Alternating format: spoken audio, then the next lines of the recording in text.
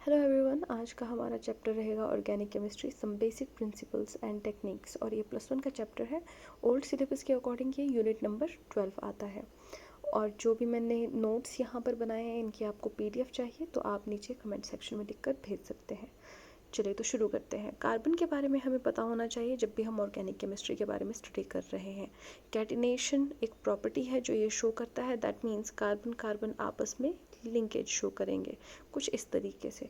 और कार्बन हमेशा 4 बॉन्ड्स बनाता है, जो हमें कहाँ से पता चलता है कि इसके atomic number is 6, that means 2,4 इसकी इलेक्ट्रॉनिक कन्फिग्रेशन है, that means outer most electrons 4 है और स्टेबल इलेक्ट्रॉनिक कन्फिग्रेशन इज़ 2,8। तो हमें चाहिए 2,8 और 4 को 8 बनाने के लिए इसे 4 इलेक्ट्रॉन्स को गेन करना पड़ेगा या फिर लूज़ करना पड़ेगा। बट कार्बन क्योंकि 4 इलेक्ट्रॉन्स गेन या लूज़ करने की वजह से बिल्कुल सेंटर में एक मिडल सिचुएशन पे प्रेजेंट है, तो इसलिए ये शेयरिंग ऑफ इलेक्ट्रॉन्स में विश्वास रखता है, जिसे हम कहते हैं कोवेलेंट बॉन्ड्स। तो ये जो 4 बॉन्ड्स बनाता है कार्बन, ये इसके पास कोवेलेंट बॉन्ड्स होते हैं, शेयरिंग ऑफ इलेक्ट्रॉन्स से बनते हैं। अब हम बात करते हैं कि ऑर्गेनिक कंपाउंड्स को हमने कैसे डिफ्रेंशिएट किया, शुरुआत कहाँ से हुई। तो डिफ्रेंशिएशन यहाँ पे टी आना था, ठीक है। तो जो डिफ्रेंशिएशन है कंपाउंड्स की, जब बहुत सारे कंपाउंड्स हुए तो उनको अलग अलग करने की ज़रूरत पड़ने लग गई। तो वो 1780s में स्टार्ट हुआ और फिर उसके बाद बर्जीलियस आए, जो स्वीडिश साइंटिस्ट थे। उन्होंने एक कंसेप्ट दिया, concept of vital force. He said that vital force was necessary to synthesise an organic compound. उनके हिसाब से जो भी ऑर्गेनिक कंपाउंड्स थे वो हम लोग सिंथेसाइज नहीं कर सकते थे लैब में, because we didn't have vital force. तो 1828 के अराउंड एफ वोलर ने ये वाली थ्योरी को जो है वो डिस्कार्ड कर दिया, क्योंकि उन्होंने अपनी लैब में सिंथेसाइज कर दिया एक ऑर्गेनिक कंपाउंड जिसका नाम क्या था, यूरिया। कहाँ से किया, किससे, इनऑर्गेनिक कंपाउंड के थ्रू, जिसका नाम है अमोनियम साइनेट। तो अमोनियम साइनेट से उन्होंने यूरिया बनाया, वो भी लैब में, विदाउट एनी वाइटल फोर्स। तो वाइटल फोर्स वाला कंसेप्ट इस तरीके से डिस्कार्ड हो गया। और फिर उसके बाद कोल्बे ने एसिटिक एसिड बनाया, बर्थलॉट ने मीथेन बनाया। अब जो मॉडर्न ऑर्गेनिक केमिस्ट्री है उसका जो कंसेप्ट है वो अराइज ज़्यादा अच्छे से थ्राइव कब किया, जब हमें कोवेलेंट बॉन्डिंग की इलेक्ट्रॉनिक थ्योरी के बारे में पता चला कि किस तरीके से ये बॉन्ड्स बिहेव करते हैं, कैसे इलेक्ट्रॉन्स की शेयरिंग होती है इस बॉन्ड में। और जो कार्बन है उसकी टेट्रावेलेंसी ही कहीं ना कहीं कार्बन, जो हाइड्रोकार्बन्स हैं उनकी शेप्स को डिफाइन करते हैं या फिर उनके शेप्स को सेट करते हैं, ठीक है। तो सबसे पहले हम बात करेंगे शेप्स ऑफ कार्बन कंपाउंड। तो किस पर डिपेंड करते हैं, कार्बन की जो हाइब्रिडाइजेशन है। और जो ये हाइब्रिडाइज्ड ऑर्बिटल्स होते हैं यही इन्फ्लुएंस करते हैं बॉन्ड लेंथ को, बॉन्ड एंथैल्पी को, और साथ में बॉन्ड एंथैल्पी यानी कि बॉन्ड स्ट्रेंथ आ गया एक तरीके से, है ना। तो जितना ज़्यादा एंथैल्पी होगी उतना स्ट्रॉन्ग बॉन्ड होगा, यानी कि जितना स्ट्रॉन्ग बॉन्ड है उतना ज़्यादा एंथैल्पी, उतनी ज़्यादा एनर्जी रिलीज या तो रिलीज होगी बॉन्ड के टूटने पर, ठीक है। That is bond enthalpy. चलिए, तो हाइब्रिडाइजेशन ही हमें बताती है कि शेप क्या होगी कार्बन कंपाउंड की और इसकी बॉन्ड लेंथ या बॉन्ड स्ट्रेंथ क्या होगी। तो हमारे पास जो 3 हाइब्रिडाइजेशंस हैं मेनली इन ऑर्गेनिक केमिस्ट्री में, हम बहुत ही अच्छे तरीके से इसको पढ़ते हैं। तो यहाँ पर हमें क्या देखना है कि 3 टाइप की हाइब्रिडाइजेशन होगी mainly, sp3, sp2 and sp। sp3 वहाँ होगी जहाँ पे कार्बन और कार्बन एटम के बीच में जो बॉन्ड बन रहा है वो सिंगल बॉन्ड है। ये एक तरीका है देखने का कि कहाँ पे sp3 है, कहाँ पे sp2 है, कहाँ पे sp है। जहाँ पे कार्बन कार्बन के बीच में डबल बॉन्ड होगा दैट मीन्स sp2 हाइब्रिडाइजेशन है। जहाँ पे कार्बन कार्बन के बीच में ट्रिपल बॉन्ड होगा दैट मीन्स sp हाइब्रिडाइजेशन है। और यहाँ पे एग्जांपल्स भी लिखे हैं। और sp3 जहाँ पे सिंगल बॉन्ड है वहाँ पे sp3 है, sp3 यानी कि टेट्राहेड्रल स्ट्रक्चर आएगा, ठीक है। एंड टेट्राहेड्रल स्ट्रक्चर्स हो गए या फिर ट्राइगोनल प्लेनर हो गया, लीनियर होगा, ये सब हम 3 डायमेंशनल स्पेस में इमेजिन करेंगे कि अगर आपका टेट्राहेड्रल होता है, आपका अगर एक एटम इधर है तो एक हाइड्रोजन ऊपर है, दूसरा, क्योंकि कार्बन 4 बॉन्ड्स बनाता है, राइट। तो सपोज करो कि चारों बॉन्ड्स हाइड्रोजन के साथ पड़े हुए हैं। तो जो ये कार्बन और ये दो हाइड्रोजन हैं, इनको आप इमेजिन करो ये स्क्रीन पे ही पड़े हुए हैं, बट स्क्रीन के अंदर जो जा रहा है वो एक बॉन्ड, उसे हम ऐसे डैश्ड बॉन्ड कहते हैं। ये हाइड्रोजन अंदर की तरफ है, स्क्रीन की तरफ। और एक होता है टुवर्ड्स द ऑब्जर्वर जो सॉलिड बॉन्ड होता है, दिस वन, ठीक है। तो इस तरीके से टेट्राहेड्रल ज्योमेट्री होती है, शेप होती है कुछ, ठीक है। तो sp2 हाइब्रिडाइजेशन कैसे पता चलेगा? डबल बॉन्ड दिखेगा, यानी कि sp2 है और sp2 है तो मतलब ट्राइगोनल प्लेनर शेप है। और वैसे ही अगर आपके पास ट्रिपल बॉन्ड दिख रहा है कार्बन कार्बन के बीच में, दैट मीन्स sp हाइब्रिडाइजेशन और लीनियर शेप होगी। अब हम बात करेंगे कि ये जो हाइब्रिडाइजेशन है इसी से हमें पता लगता है बॉन्ड लेंथ कैसी है, बॉन्ड की एंथैल्पी या बॉन्ड स्ट्रॉन्ग है या नहीं है, ठीक है। तो जितना ज़्यादा s कैरेक्टर होगा उतना ज़्यादा नज़दीक होंगे ये न्यूक्लियस के, तो उतना ज़्यादा इलेक्ट्रोनेगेटिविटी होगी, उतने छोटे बॉन्ड्स और स्ट्रॉन्ग बॉन्ड्स बनेंगे, ठीक है। तो क्या बात हुई यहाँ पे s कैरेक्टर की। तो हाइब्रिडाइजेशन में देखोगे आप, अगर sp है तो 50% s कैरेक्टर है, 50% p कैरेक्टर है, टोटल 100%। वैसे ही sp2 100% है, s कैरेक्टर 33 पॉइंट समथिंग है और बाकी जितना भी बच गया आपका वो सारा का सारा p कैरेक्टर है। फिर sp3 में 25% s कैरेक्टर है, बाकी 3 जो 75% है वो p कैरेक्टर है। तो इस तरीके से आप टोटल आपने 100% रखना है हमेशा, ठीक है। तो sp में s कैरेक्टर इज़ 50%, sp3 में 33.33%, sp3 में 25%। अब मैंने आपको यहाँ पे एक लाइन जो लिखी है उसमें बताया कि जितना ज़्यादा एस कैरेक्टर होगा किसी भी हाइब्रिडाइजेशन का, सपोज करो ये कार्बन कार्बन है, ठीक है, और इसमें sp3 है, sp3 में 25% कैरेक्टर है एस कैरेक्टर, और वहीं पे कार्बन कार्बन ट्रिपल बॉन्ड है, इसमें एस कैरेक्टर 50% है। जितना ज़्यादा एस कैरेक्टर होगा तो वो न्यूक्लियस के वो ऑर्बिटल्स जो हैं हाइब्रिडाइज्ड ऑर्बिटल न्यूक्लियस के नज़दीक होंगे। अब कोई न्यूक्लियस के पास जितने नज़दीक होंगे ऑर्बिटल्स, उनके इलेक्ट्रॉन्स भी उतने ही नज़दीक होंगे न्यूक्लियस के, क्योंकि उन ऑर्बिटल्स में इलेक्ट्रॉन्स हैं, ठीक है। कभी भी हाइब्रिडाइजेशन अगर करती है तो हाइब्रिड ऑर्बिटल्स बनते हैं, उन ऑर्बिटल्स में इलेक्ट्रॉन्स होते हैं। और जब मैं कह रही हूँ ज़्यादा एस कैरेक्टर है तो मतलब वो जो ऑर्बिटल्स के अंदर इलेक्ट्रॉन्स पड़े हैं वो बहुत नज़दीक है न्यूक्लियस के। जितना ज़्यादा वो न्यूक्लियस के नज़दीक होंगे उतना स्ट्रॉन्गर बॉन्ड्स बनेंगे। स्ट्रॉन्गर बॉन्ड्स यानी कि स्मॉलर बॉन्ड्स। आप खुद सोचो, अगर कोई लंबा बॉन्ड है उसको तोड़ना आसान हो जाएगा क्योंकि ये वीक होंगे, पर जो शॉर्टर बॉन्ड है उनको तोड़ना आसान नहीं होगा क्योंकि ये स्ट्रॉन्ग होंगे। तो these are stronger bonds and shorter bonds. तो जितना ज़्यादा एस कैरेक्टर उतने छोटे और उतने स्ट्रॉन्ग बॉन्ड्स बनेंगे। तो sp हाइब्रिडाइजेशन के शॉर्टेस्ट बॉन्ड्स होते हैं, स्ट्रॉन्गेस्ट होते हैं, और सबसे ज़्यादा इलेक्ट्रोनेगेटिविटी भी इसी में मिलती है देखने को, ठीक है। तो अब हम बात करेंगे पाई बॉन्ड्स की। जो हमारे पास डबल बॉन्ड और ट्रिपल बॉन्ड कैरेक्टर आ रहा है उसमें एक तो सिग्मा बॉन्ड है, पर यहाँ पे डबल बॉन्ड में दूसरा पाई बॉन्ड है। यहाँ पे ट्रिपल बॉन्ड में एक सिग्मा बॉन्ड है और 2 पाई बॉन्ड्स हैं। इस तरीके से आप रिकग्नाइज कर सकते हो। तो पाई बॉन्ड्स की फॉर्मेशन कैसे होती है? जब भी कोई दो एटम्स हैं, एडजेसेंट एटम्स होंगे, उनके पास कोई खाली p ऑर्बिटल है, इस वाले कार्बन के पास भी, इस वाले कार्बन के पास भी, ठीक है, खाली p ऑर्बिटल्स हैं। बाकी यहाँ hydrogen bonds head on overlapping से हो चुका है ना, s और p ऑर्बिटल्स, ठीक है। ये हाइब्रिडाइज्ड ऑर्बिटल्स हैं ऑलरेडी, हाइड्रोजन और कार्बन के बीच में ये बॉन्ड बना चुके हैं सिग्मा बॉन्ड।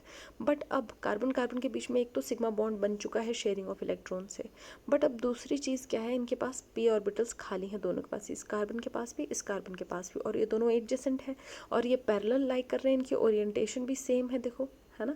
तो उस वजह से ये साइड वाइज ओवरलैपिंग शो करते हैं। तो साइड वाइज ओवरलैपिंग का मतलब है कुछ इस तरीके से साइड वाइज ओवरलैपिंग होगी, और इसी को हम क्या कहते हैं, पाई बॉन्ड कहते हैं, ठीक है। और जो ये तो सिर्फ carbon double bond, carbon carbon carbon double bond में होगा। अगर कार्बन कार्बन ट्रिपल बॉन्ड है तो एक और कोई p ऑर्बिटल खाली होता है और उनकी भी ओवरलैपिंग हो जाती है। अगर ये है कार्बन कार्बन के बीच का जो पहले सिंगल बॉन्ड था, दूसरा बॉन्ड इनके ओवरलैपिंग की वजह से बन गया आपस में, अब जो तीसरा बॉन्ड बनेगा उसमें कोई और p ऑर्बिटल भी पैरेलल होंगे और ओवरलैप करेंगे, ठीक है। आई होप समझ आ गया होगा। अब हम बात करेंगे, तो इसमें साइड वाइज ओवरलैपिंग हो रही है। तो CH2 डबल बॉन्ड CH2 में देख सकते हैं आप, जो आपके p ऑर्बिटल्स हैं वो आपस में पैरेलल है और उस वजह से वो ओवरलैप कर रहे हैं साइड वाइज और पाई बॉन्ड बना रहे हैं। और पाई बॉन्ड जब बनता है तो इलेक्ट्रॉन क्लाउड्स ऊपर भी होते हैं हमारे बॉन्ड के और नीचे भी होते हैं। उस वजह से ज़्यादातर जो आपको ये एल्कीन्स है C डबल बॉन्ड C, इसमें इलेक्ट्रॉन्स ऊपर और नीचे डेंसिटी ज़्यादा होती है। उस वजह से ये ईजिली रिएक्टिव साइट्स बन जाती हैं और रिएजेंट्स यहाँ पर अटैक करना पसंद करते हैं। नेक्स्ट हम बात करेंगे कि किस तरीके से स्ट्रक्चरल रिप्रेजेंटेशन करते हैं ऑर्गेनिक कंपाउंड्स की। Complete, condensed, bond line structure formulas क्या क्या होते हैं। तो शुरुआत करते हैं ल्यूइस स्ट्रक्चर से या डॉट स्ट्रक्चर से। आपको पता है कार्बन के पास जो आउटरमोस्ट वैलेंस शेल है उसमें होते हैं आपके 4 इलेक्ट्रॉन्स, और मैंने कहा है कि इसको 4 बॉन्ड्स बनाने पड़ेंगे तभी इसका ऑक्टेट कंप्लीट होगा, 8 इलेक्ट्रॉन्स आएंगे। और ये ना तो गिविंग में बिलीव करता है ना तो गेन ऑफ इलेक्ट्रॉन में बिलीव करता है, क्योंकि बहुत ज़्यादा एनर्जी यूज़ होगी 4 इलेक्ट्रॉन लूज़ करने में भी और 4 इलेक्ट्रॉन गेन करने में भी। इसलिए ये शेयरिंग में विश्वास रखता है। और सपोज़ करो कि हाइड्रोजन्स हैं पड़े हुए, उनके पास भी एक एक इलेक्ट्रॉन है अपना, तो वो अपना अपना इलेक्ट्रॉन लेकर आ चुके हैं कि ठीक है शेयरिंग कर लेते हैं, बॉन्ड बना लेते हैं, हमारा डुप्लेट कंप्लीट हो जाएगा हाइड्रोजन का। और कार्बन ने कहा कि ठीक है इस वजह से मेरा भी ऑक्टेट कंप्लीट हो जाएगा। तो हर एक हाइड्रोजन का अपना डुप्लेट कंप्लीट हो रहा है और जो आपके कार्बन है उसका ऑक्टेट कंप्लीट हो रहा है। तो इस तरीके से हम लुईस डॉट स्ट्रक्चर बनाते हैं। इसी को हमने बॉन्ड स्ट्रक्चर में कन्वर्ट कर दिया या कंप्लीट स्ट्रक्चर में। तो जो भी इलेक्ट्रॉन्स हैं उनकी जगह आपने बॉन्ड्स लगा देने हैं। तो इस तरीके से अगर डबल बॉन्ड है तो इस तरीके से शो होगा। और फिर इसको इकट्ठा कर देना है compact, that is C, 1 carbon 4 hydrogen CH4, 2 carbon और 6 हाइड्रोजन, उसे हम या तो C2H6 लिखते हैं या तो CH3CH3 लिखते हैं, वो आपके ऊपर डिपेंड करता है। और इन्हीं को हम बॉन्ड लाइन स्ट्रक्चर में डिनोट भी कर सकते हैं। होता क्या है, सबसे पहले हम चेन वाले केस में बॉन्ड लाइन स्ट्रक्चर देखते हैं। सपोज करो आपके पास ऐसा कुछ एक कंपाउंड है, कॉम्पैक्ट स्ट्रक्चर है, condensed structure, CH3 CH2 CH2 CH2 CH2 CH3, ठीक है। तो ये हेक्सेन है। अब हमने जब भी ड्रॉ करना है जिगजैग स्ट्रक्चर तो हम थोड़ा सा खोल कर पहले देखेंगे। तो पहला वाला जो CH3 ग्रुप है या कार्बन है वो यहाँ होगा, दूसरा ऊपर जाएगा, तीसरा नीचे, चौथा ऊपर, फिर ऐसे इस तरीके से ऑल्टरनेट पोजीशंस में, ठीक है, ऐसे जिगजैग। इसीलिए इसे जिगजैग स्ट्रक्चर भी कहा जाता है। अब हाइड्रोजन्स वगैरह लिख दो, है ना, बट ज़रूरी नहीं, हम जो एक्चुअल बॉन्ड लाइन स्ट्रक्चर होता है उसमें हम कार्बन और हाइड्रोजन्स नहीं लिखते हैं। अगर वो किसी फंक्शनल ग्रुप का पार्ट है तो वहाँ पर हम लिख सकते हैं, बट अदरवाइज हम ऐसे जो मेन चेन का जो पार्ट है आपके कार्बन स्केलेटन, उनका हम नहीं लिखते हैं यूजुअली। तो इसी फॉर्मूले को हम ऐसे डिनोट कर देते हैं। नीचे कार्बन था, एक यहाँ लगा दिया, दूसरा कार्बन ऊपर, तीसरा नीचे, चौथा ऊपर, पांचवा, छठा, ठीक है। इस तरीके से जिगजैग या बॉन्ड लाइन स्ट्रक्चर बनता है। और ऐसे ही साइक्लिक स्ट्रक्चर्स भी होते हैं। बस साइक्लिक स्ट्रक्चर्स क्या हैं, जो आपकी चेन्स हैं वो पहले आपस में आगे आगे को अटैच हो रहे थे कार्बन्स, अब एक कार्बन ऐसा होगा जो अपने ही किसी चेन के कार्बन के साथ बॉन्ड बना लेगा, तो एक साइक्लिक रिंग बन जाती है, ठीक है। तो जैसे कि ये आपके पास ये है कार्बन इधर, दूसरा इधर, तीसरा इधर, और इन दोनों में आपस में भी बॉन्ड बन चुका है, तो इसे हम ट्रायंगल की फॉर्म में शो करेंगे। वैसे ही ये आपका पेंटाइल साइक्लोपेंटेन है। देखो नाम कैसे लिखेंगे, बस पहले साइक्लो डाल देना है, उसके बाद जो आप नॉर्मली चेन को नाम दे देते हो वो नाम दे देना है। इसमें इसी बीच में एक और चीज़ है, ये अगर आपके पास बॉन्ड लाइन नोटेशन लिखते हुए कहीं पे डबल बॉन्ड आया, सपोज करो यहाँ डबल बॉन्ड था, तो आप उसको कैसे डिनोट करोगे। हम यूजुअली क्या करते हैं, हम ऐसे लिख लेते हैं, जबकि ये कुछ हद तक गलत है। होता क्या है, इस बॉन्ड को डिनोट करने के लिए कुछ हमें, क्योंकि ये डबल बॉन्ड अलग तरीके से बिहेव करते हैं, तो इस तरीके से लिखना चाहिए जैसे मैंने यहाँ पे लिखा है, राइट। चलिए अब आगे बढ़ते हैं। अब हम देखेंगे 3 डायमेंशनल रिप्रेजेंटेशन, जो मैंने आपको ऑलरेडी बता दिया है। सॉलिड बॉन्ड्स होते हैं और डैश या फिर वेज्ड बॉन्ड भी होते हैं। सॉलिड बॉन्ड यानी कि जो आपकी तरफ पेपर से बाहर की तरफ ऑब्जर्वर की तरफ आ रहा है, और डैश्ड बॉन्ड हम उन चीज़ों के लिए शो करते हैं जो अंदर की तरफ जा रहे हैं, पेपर या स्क्रीन के अंदर की तरफ, ठीक है। और ये वाला कार्बन और ये दोनों हाइड्रोजन्स एक ही प्लेन में है, ये स्क्रीन के ऊपर ही प्रेजेंट है, ठीक है। इस तरीके से आप इसे इमेजिन कर सकते हो। नेक्स्ट है हमारे पास क्लासिफिकेशन ऑफ ऑर्गेनिक कंपाउंड्स, बहुत ही इंपॉर्टेंट है। 2 जनरल ग्रुप्स बनते हैं हमारे ऑर्गेनिक कंपाउंड्स के, एसाइक्लिक और ओपन चेन कंपाउंड, जिन्हें हम एलिफेटिक भी कहते हैं। आपने याद रखना है, ये नाम भी बोल सकते हैं, एसाइक्लिक या एलिफेटिक या फिर ओपन चेन कंपाउंड्स। दूसरी जगह आते हैं साइक्लिक या फिर closed chain, not closer, closed chain और रिंग कंपाउंड्स, ठीक है। अब जो एसाइक्लिक है, एलिफेटिक है, वो हमने ऑलरेडी देख भी रखे हैं, जो हमने पीछे किया CH3 CH2 इस तरीके से, ठीक है। अब जो साइक्लिक है उसको हम आगे पढ़ेंगे। ये दो टाइप का होता है, एलिसाइक्लिक और एरोमेटिक कंपाउंड्स। एलिसाइक्लिक का मतलब क्या है कि यहाँ पर जो आपका एलिफेटिक थी ना, बस उसी के किसी कार्बन ने अपने ही कार्बन के साथ में बॉन्ड बना लिया, जैसे हमने पीछे देखा था, बस उसी को एलिसाइक्लिक का कंपाउंड नाम देते हैं। यानी कि साइक्लिक हैं बट एलिफेटिक जैसे दिखते हैं, इनकी प्रॉपर्टीज़ भी एलिफेटिक जैसी होंगी। तो ये दो टाइप का होता है, होमोसाइक्लिक या फिर कार्बोसाइक्लिक एंड हेटेरोसाइक्लिक। होमोसाइक्लिक यानी कि जिसमें कार्बन कार्बन की ही रिंग हो, पूरी रिंग में कार्बन ही कार्बन हो, बीच में कोई हेटेरो एटम या कोई नया एटम ना आए। हेटेरोसाइक्लिक में कोई नया एटम आ जाता है बीच में, अगर यहाँ कार्बन है कार्बन है कार्बन है, बीच में ऑक्सीजन आ गया। तो ये सिर्फ एग्जाम्पल दे रही हूँ, ठीक है। तो इसे हम हेटेरोसाइक्लिक कंपाउंड्स कहते हैं। नेक्स्ट है हमारे पास जो सेकंड वाला ग्रुप था एलिसाइक्लिक के साथ, that was aromatic. Aromatic compounds बहुत इंपॉर्टेंट होते हैं, आपने ध्यान रखना है हम कैसे डिफ्रेंशिएट करते हैं एरोमेटिक और एलिसाइक्लिक को। एरोमेटिक में आपको पता होना चाहिए जो डबल बॉन्ड्स हैं वो कॉन्जुगेशन में होंगे, यानी कि ऑल्टरनेट पोजीशन पर आपको डबल बॉन्ड्स दिखेंगे कुछ इस तरीके से, ठीक है। ये ऑल्टरनेट पोजीशंस पे आपको डबल बॉन्ड दिख रहे हैं, ये वाले बॉन्ड पे डबल बॉन्ड है, यहाँ नहीं है, यहाँ है, यहाँ नहीं है और यहाँ है, इन्हें हम कॉन्जुगेशन कहते हैं। और कॉन्जुगेशन क्यों होनी ज़रूरी है, क्योंकि कॉन्जुगेशन की वजह से ही जब आपको ऐसे ऑल्टरनेट पोजीशन पर डबल बॉन्ड दिखेगा, तो ही ये जो डबल बॉन्ड किससे बने हैं, ये जो दूसरा बॉन्ड बना है ये पाई इलेक्ट्रॉन से बना है, जो ओवरलैपिंग हुई थी साइडवेज, है ना, उससे बना है।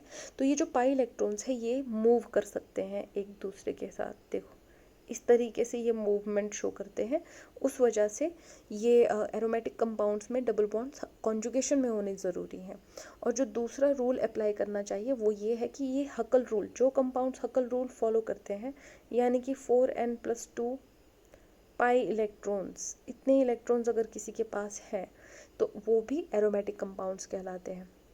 ये तीन टाइप के होते हैं aromatic compounds, benzenoid compounds and non benzenoid compounds, lastly heterocyclic aromatic compounds. तीनों एरोमेटिक है। बेंजीनोइड कंपाउंड यानी कि बेंजीन होगा, बेंजीन आपको पता होना चाहिए C6H5, ठीक है, इसमें ऑल्टरनेट पोजीशंस पे बॉन्ड होते हैं। तो ऐसे कंपाउंड जो बेंजीन से बने हैं, बेंजीन की सब्स्टिट्यूशन हो रखी है, उसके साथ में कोई अलग ग्रुप अटैच्ड है साइड चेन में, तो उन्हें हम बेंजीनोइड कंपाउंड्स कहते हैं। नॉन बेंजीनोइड कंपाउंड्स मतलब ऑब्वियस सी बात है इसमें बेंजीन नहीं होगा। और हेटेरोसाइक्लिक एरोमेटिक कंपाउंड्स, देखो बेंजीनोइड और नॉन बेंजीनोइड में आपको ध्यान रखना है कि जो रिंग है वो कार्बन की ही बनी हुई है, ठीक है। बट हेटेरोसाइक्लिक में अगेन एरोमेटिक तो होगा कंपाउंड, बट कार्बन कार्बन की रिंग नहीं होगी, बीच में कहीं पे कोई और एटम आ जाएगा, जैसे यहाँ पे ऑक्सीजन लिखा है या जैसे पिरिडीन में नाइट्रोजन आ जाता है, ठीक है। तो इन्हें हम हेटेरोसाइक्लिक एरोमेटिक कंपाउंड्स में डाल देते हैं। नेक्स्ट है हमारे पास, अब हम डिस्कस करेंगे एक एक ग्रुप, ठीक है। तो एक एक ग्रुप को जब डिस्कस करेंगे तो पहला था एसाइक्लिक या open chain compounds. Aliphatic compounds में स्ट्रेट चेन होते हैं, बस साइकिल बन जाती है। No sorry, this are acyclic, aliphatic होते हैं, स्ट्रेट चेन ही होते हैं। For example ethane, isobutane, acetaldehyde, right. इस बस आपने अभी एग्जाम्पल ही याद रखना है, अगर आपको नॉमेनक्लेचर नहीं आता तो हम इसी चैप्टर में वो कवर भी करेंगे, ठीक है। देखो आप देख रहे हो चेन बन रही है स्ट्रेट, राइट, कार्बन कार्बन की chain, they are called acyclic और open chain compound. Then we have cyclic और क्लोज्ड चेन और रिंग कंपाउंड्स। उसमें सबसे पहले एलिसाइक्लिक हैं, जो एलिफेटिक कंपाउंड्स के जैसे ही हैं, सिमिलर, ठीक है, बस वो ज्वाइन अपने आप में हो जाते हैं, रिंग बना लेते हैं, और ये इनकी प्रॉपर्टीज सिमिलर होती हैं टू एलिफेटिक। होमोसाइक्लिक, जिसमें कार्बन एटम्स से ही रिंग्स बनती हैं, देखो सारे के सारे कार्बन एटम्स, हर एक कॉर्नर जो है वो कार्बन को ही शो कर रहा है, ठीक है। अगर कोई और एटम होता तो उसको लिखा जाता है। तो cyclopropane, cyclohexane, cyclohexene, heterocyclic atoms other than carbon present in the ring. आप देख सकते हो यहाँ पे भी कार्बन है, कार्बन है, कार्बन है, कार्बन है, बट रिंग में बीच में ऑक्सीजन आ गया, टेट्राहाइड्रोफ्यूरेन, ठीक है। नेक्स्ट हमारे पास है एरोमेटिक कंपाउंड्स। एरोमेटिक कंपाउंड्स वो होते हैं जो जिनमें ऑल्टरनेट पोजीशंस पर आपको डबल बॉन्ड्स दिखेंगे, जो कॉन्जुगेशन में है, ठीक है, और साथ में हकल रूल फॉलो करते हैं, 4n+2 number of pi electrons इनमें इन्वॉल्व्ड होंगे, ठीक है। तो एरोमेटिक कंपाउंड्स 3 टाइप के होते हैं, benzenoid aromatic compounds, non benzenoid aromatic compounds and heterocyclic aromatic compounds. तो जो बेंजीनॉइड एरोमेटिक कंपाउंड्स हैं उनका एग्जांपल देख लो। सबसे पहला तो बेंजीन ही है, फिर बेंजीन में हम NH2 लगाएंगे। याद रखना बेंजीन इज C6H6, ठीक है। हर एक कार्बन में ऐसे हाइड्रोजन बाहर को जुड़ा हुआ है, ठीक है। यहाँ भी हाइड्रोजन है, हाइड्रोजन है, हाइड्रोजन है, लिखने की ज़रूरत नहीं होती है, हम हाइड्रोजन्स को नहीं लिखते हैं यूजुअली, ठीक है।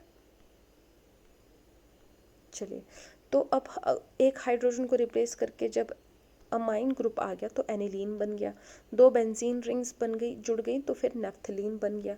वैसे ही दूसरा है आपका नॉन बेंजीनॉइड एरोमेटिक कंपाउंड। इसमें क्या होगा, ऑब्वियस सी बात है, बेंजीन रिंग की जगह पे कोई और रिंग होगी और वो एरोमेटिसिटी भी शो करेगी, है ना। तो ऑल्टरनेट पोजिशंस पर आप देख सकते हो डबल बॉन्ड्स हैं, यहाँ पे फिर यहाँ पे, और इसी के ऑल्टरनेट पे इधर है, और इसको छोड़कर नेक्स्ट बॉन्ड डबल बॉन्ड है। इस तरीके से एरोमेटिसिटी जब नॉन बेंजीनॉइड 6 कार्बन वाली रिंग C6H6 के अलावा कोई और रिंग एरोमेटिसिटी शो करे, ठीक है, तो उन्हें हम नॉन बेंजीनॉइड एरोमेटिक कंपाउंड्स कहते हैं। फिर बात आती है लास्ट सबसे जो आपका है, that is heterocyclic aromatic compounds. Heterocyclic aromatic compounds का मतलब क्या हुआ, जिसमें रिंग जो है वो कार्बन कार्बन की नहीं है, ठीक है। फॉर एग्जांपल ये आप देख सकते हो, फ्यूरेन, थायोफीन हो गया, पिरिडीन हो गया, ठीक है। ये पिरिडीन है, कार्बन कार्बन कार्बन चल रहा था, यहाँ पे नाइट्रोजन आ गया, ठीक है। ये आपका नाइट्रोजन हो गया, ये ऑल्टरनेट पोजीशंस पर डबल बॉन्ड्स, ठीक है। वैसे ही फ्यूरेन है, ये आपका फ्यूरेन है, ऑक्सीजन, और ये ऑल्टरनेट पोजीशन पर डबल बॉन्ड्स। ऐसे ही थायोफेन होगा, ठीक है। तो इन्हें हम कहते हैं हेट्रोसाइक्लिक एरोमेटिक कंपाउंड्स। अब हम आगे बढ़ते हैं, ऑर्गेनिक कंपाउंड्स को डिफरेंट क्लासिफिकेशन की बात करेंगे, वो है on the basis of functional groups. तो जब हम ऑर्गेनिक कंपाउंड्स की क्लासिफिकेशन फंक्शनल ग्रुप्स के बेसिस पर करते हैं तो किस में करते हैं, होमोलोगस सीरीज़ में, यानी कि सबकी अपनी अलग सीरीज़ होती है, और फंक्शनल ग्रुप आपको पता होने चाहिए कौन कौन से होते हैं, ठीक है। तो फंक्शनल ग्रुप की जब हम बात करते हैं तो ये है क्या, ध्यान रखना, मैं एक टर्म बोलूँगी, केमिकल प्रॉपर्टीज़। तो ये जो केमिकल प्रॉपर्टीज़ हैं किसी भी कंपाउंड की, ऑर्गेनिक कंपाउंड की केमिकल प्रॉपर्टीज़ किस पर डिपेंड करती हैं, उसके फंक्शनल ग्रुप पे। और फंक्शनल ग्रुप क्या है, कुछ नहीं है, एटम है या तो ग्रुप ऑफ एटम्स होते हैं जिनसे केमिकल प्रॉपर्टीज़ चेंज होती हैं किसी भी ऑर्गेनिक कंपाउंड की। फिजिकल प्रॉपर्टीज़ जो होती हैं वो रिस्पॉन्सिबल वो फंक्शनल ग्रुप पर डिपेंड नहीं करेंगी आपकी, ठीक है। और होमोलोगस सीरीज़ का मतलब क्या है, एक सीरीज़ है जिसमें सिमिलर टाइप के फंक्शनल ग्रुप के मेंबर्स होंगे, ठीक है। एल्केन है तो सारे एल्केन होंगे, अल्कोहल्स हैं सारे अल्कोहल्स होंगे, ठीक है। एल्डिहाइड्स हैं सारे एल्डिहाइड्स होंगे, उनका हम होमोलोगस सीरीज़ बनाते हैं। और फंक्शनल ग्रुप की जब हम बात करें तो देखो यहाँ पे मैंने थोड़ी सी ग्रुपिंग करी है आपको ईजी करने के लिए। सबसे पहले हम वो देखेंगे जिनमें सिर्फ प्रीफिक्स दिखता है, लिखा जाता है, तो सिर्फ प्रीफिक्स वाले आपके हैलाइड्स हो गए, है ना। फ्लोरीन, क्लोरीन, ब्रोमीन, आयोडीन, इनके सिर्फ प्रीफिक्स लगते हैं, ये हमेशा एज अ प्रीफिक्स एक्ट करते हैं। हम अब धीरे धीरे नॉमेनक्लेचर की तरफ बढ़ रहे हैं, ठीक है, कैसे नेमिंग होगी। तो आपने याद रखना है, प्रीफिक्स जो नाम के शुरुआत में आता है, सफिक्स जो नाम के एंड में आता है, और यहाँ पर बीच में वर्ड रूट आएगा, ठीक है। तो prefix, word root and then suffix, यही है नॉमेनक्लेचर का पूरा फॉर्मूला। तो प्रीफिक्स जो है, अगर आपको कहीं पे कार्बन्स के साथ में हेलाइड नज़र आए, यानी कि एक्स, यानी कि फ्लोरीन, क्लोरीन, ब्रोमीन, आयोडीन, तो हेलो वर्ड यूज़ रखना है। फ्लोरीन है तो फ्लोरो, क्लोरीन है तो क्लोरो, ब्रोमीन है तो ब्रोमो, आयोडीन है तो आयोडो। एल्काइल ग्रुप्स कैसे बनते हैं, जो आपका एल्केन होता है उसमें से जब आप ए का हाइड्रोजन निकाल देते हो, ठीक है। वैसे तो जो आपका एल्केन है उसमें क्या है, कार्बन प्रेजेंट है। मैं आपको एक एग्जांपल दिखा देती हूँ। ये आपका सपोज करो कोई एल्केन है, CH4, ठीक है, मीथेन, सिंगल सिंगल बॉन्ड है ना। एक हाइड्रोजन इसका हटा दो तो क्या हो जाएगा, कार्बन के पास 3 हाइड्रोजन बच जाएंगे, और फोर्थ वाला जो इलेक्ट्रॉन है वो यहाँ बॉन्ड बनाने के लिए रेडी रहेगा, बट उसके पास हाइड्रोजन है नहीं बॉन्ड बनाने के लिए।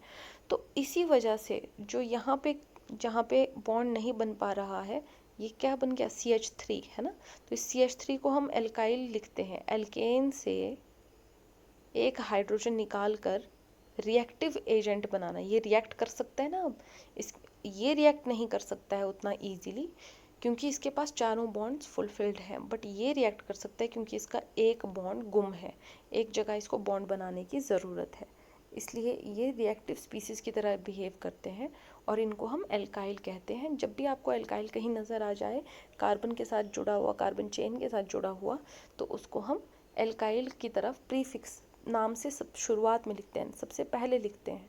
तो एल्काइल को कैसे नेमिंग देते हैं? अगर एल्केन से बना है, CH4 से CH3 बन गया है, तो दैट इज़ मिथाइल, मीथेन से मिथाइल, इथेन से एक हाइड्रोजन माइनस करके इथाइल बन गया है, ठीक है। फिर हम आते हैं आगे ईथर्स पे। ईथर्स को आपने कैसे याद रखना है? ये इनका भी सिर्फ प्रीफिक्स होता है, और ईथर को याद रखने का तरीका है, आपने फंक्शनल ग्रुप देखना है, ऑक्सीजन है, ऑक्सीजन के इधर उधर ऑन आइदर साइड, ईथर से आइदर साइड याद रखना है कि ऑक्सीजन के इधर उधर दाएं बाएं जो है वो एल्काइल ग्रुप्स पड़े हुए हैं। ये दोनों सेम भी हो सकते हैं, अलग अलग भी हो सकते हैं, ठीक है। तो अगर ऐसा कहीं ग्रुप दिखे तो उसका मतलब वो क्या है? ईथर है, और उसका जो प्रीफिक्स लगेगा वो लगेगा एल्कोक्सी, ठीक है। फिर हम आते हैं जहाँ पे दोनों, ओके वेट, पहले हम नाइट्रो और फिनाइल भी कर लेते हैं, है ना। आपने स्क्रीनशॉट ले लेना है तो स्क्रीनशॉट ले लेंगे इसका। नाइट्रो और फिनाइल ग्रुप भी अगर अटैच्ड होंगे कार्बन से तो सफिक्स प्रीफिक्स लगेगा नाइट्रो एंड फिनाइल, ये आप देख सकते हो। फिर दोनों प्रीफिक्स और सफिक्स वाले हो गए आपके अल्कोहल, हाइड्रोक्सी एंड ओल, एल्डिहाइड को फॉर्माइल या ऑक्सो बोलते हैं, और अगर सफिक्स लगेगा तो अल बनेगा। कीटोन्स को C डबल बॉन्ड O इनका फंक्शनल ग्रुप है, अगर प्रीफिक्स बनेगा तो ऑक्सो, अगर सफिक्स बनेगा तो ओन का। वैसे ही कार्बोक्सिलिक एसिड COOH, अगर प्रीफिक्स होगा तो कार्बोक्सी, अगर सफिक्स होगा तो oic acid. Then we have esters, C double bond OOR, alkoxy carbonyl इसका प्रीफिक्स है, सफिक्स O8 है। Acyl halides C double bond OX, इसका प्रीफिक्स हेलो कार्बोनाइल है और सफिक्स ऑयल हेलाइड है। अमाइंस NH2 हो सकते हैं एक बॉन्ड बनाने वाले, NH हो सकते हैं दो बॉन्ड बनाने वाला, सिंगल N हो सकता है तीन बॉन्ड्स बनाने वाला।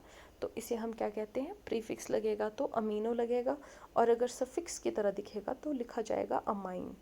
नेक्स्ट हमारे पास है अमाइड्स।